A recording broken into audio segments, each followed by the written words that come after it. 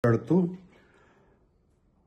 జగన్మోహన్ రెడ్డి గారు మొన్న తిరుపతిలో జరిగినటువంటి దుర్ఘటనలో క్షతగాత్రులైనటువంటి వాళ్లను పరామర్శించడానికి రావటానికి ముందే వైసీపీ నాయకులు ఆ క్షతగాత్రులకు 18 మందికి డబ్బులిచ్చి చంద్రబాబు గారికి వ్యతిరేకంగా తిట్టమని చెప్పారు అని చేసినటువంటి ఆరోపణ ఎంత దారుణంగా ఉందంటే, మీ నిర్వాకం వలన 6 మంది మరణానికి గురైతే దానికి నైతిక బాధ్యత వహించి రాజీనామా చేయవలసినటువంటి స్థానంలో ఉన్నటువంటి మీరు జగన్మోహన్ రెడ్డి గారి మీద ఈ రకమైనటువంటి ఆరోపణ చేయటం ఒక సీనియర్ రాజకీయ నాయకుడిగా మీ స్థాయిని ఎంతగా దిగజార్చిందంటే, రాజకీయంగా ఇంత హీనంగా కూడా మాట్లాడగలరు మీరు అని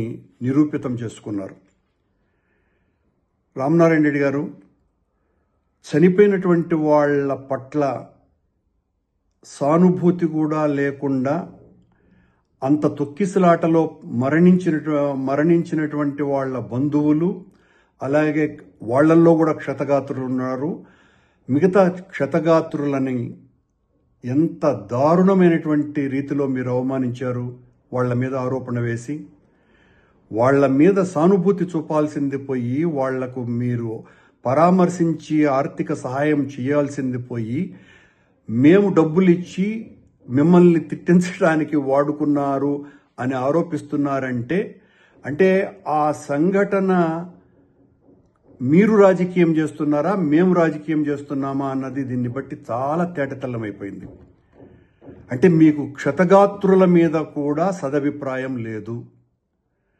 చనిపోయినటువంటి వాళ్ళ కుటుంబీకులు అందులో ఉన్నారు. వాళ్లను గురించి మీకున్నటువంటి అత్యంత నీచమైన అభిప్రాయం, వాళ్ళు డబ్బులు తీసుకొని చంద్రబాబును తిట్టినారు. ఇది మీ ఆరోపణ. ఇంతకంటే దారుణం మరొకటి ఉన్నదా? ఈ మొత్తం ఎపిసోడులో వైసీపీ నాయకులు లేకపోతే మేము కానీ ఎవరూ కూడా మీ పాత్రకు సంబంధించి ఏమీ మాట్లాడలేదు కాబట్టి, తద్వారా మీరు నా అస్తిత్వం ఎక్కడ తగ్గిపోతుందోనని ఈ రకమైనటువంటి ఆరోపణలకు దిగినారేమో అర్థం కావటం లేదు.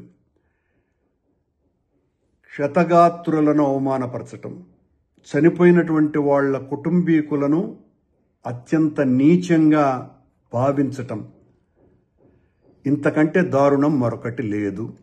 అలాగే మేము అక్కడికి వచ్చినప్పుడు జగన్మోహన్ రెడ్డి గారిని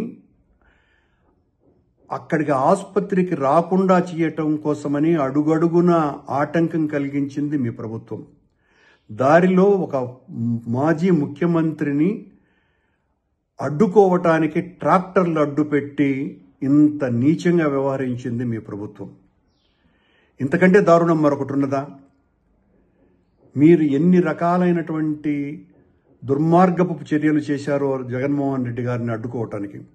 జగన్మోహన్ రెడ్డి లాంటి ఒక ప్రజానాయకుడు వచ్చినప్పుడు పోలీసులు కనీసమైనటువంటి భద్రత కూడా ఇవ్వకుండా, మేము ఆసుపత్రిలో పరామర్శించడానికి వస్తే పవన్ కళ్యాణ్ ఉద్దేశపూర్వకంగా ఆసుపత్రిలో దాదాపు 2 గంటలకు పైగా అక్కడ ఉండటం, జగన్మోహన్ రెడ్డి గారు వచ్చినారని తెలిసినప్పటికీ కూడా కావాలనే ఆయన్ను ఆసుపత్రిలోకి రానివ్వకుండా చేయటం కోసమని తన ప్రోగ్రామును మరింత పొడిగించుకోవటం, ఇవన్నీ మీ కళ్ళకు కనపడలా.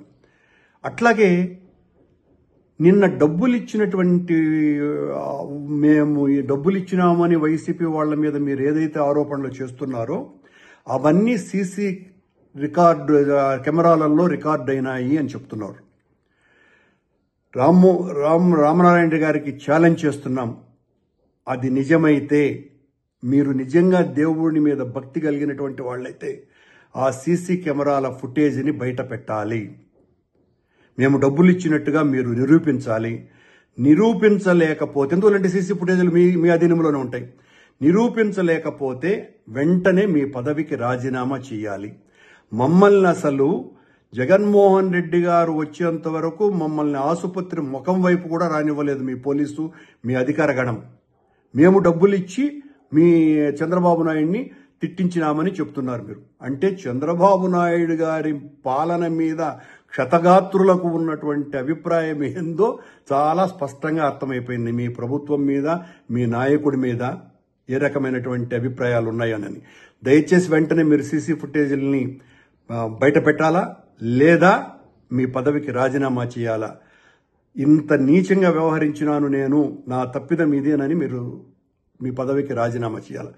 మీ చర్య ఎలా ఉన్నది అంటే, మీ పార్టీలో మీ పదవి దేవాదాయ శాఖ మంత్రి అయినప్పటికీ కూడా మిమ్మల్ని పట్టించుకునే వాళ్ళు ఎవరు లేరు కనుక, అదేదో సామెత ఉంది, తోలుగుడ్డు పెట్టే కోడికి ఎంత విలువ ఉందో, నిజమైన గుడ్డు కాకుండా తోలుగుడ్డు పెట్టేటువంటి కోడికి, ఆ రకమైనటువంటి కోడిగా మీరు తెలుగుదేశం ప్రభుత్వంలో మంత్రిగా ఉన్నారు. తోలు గుడ్లు పెట్టేటువంటి కోడిగా మీరు ఆ సీసీ ఫుటేజ్ని వెంటనే ఈరోజే బయట పెట్టాలి. మేము డబ్బులు. రెడ్డి గారు నిన్న పత్రికల వారితో మాట్లాడుతూ,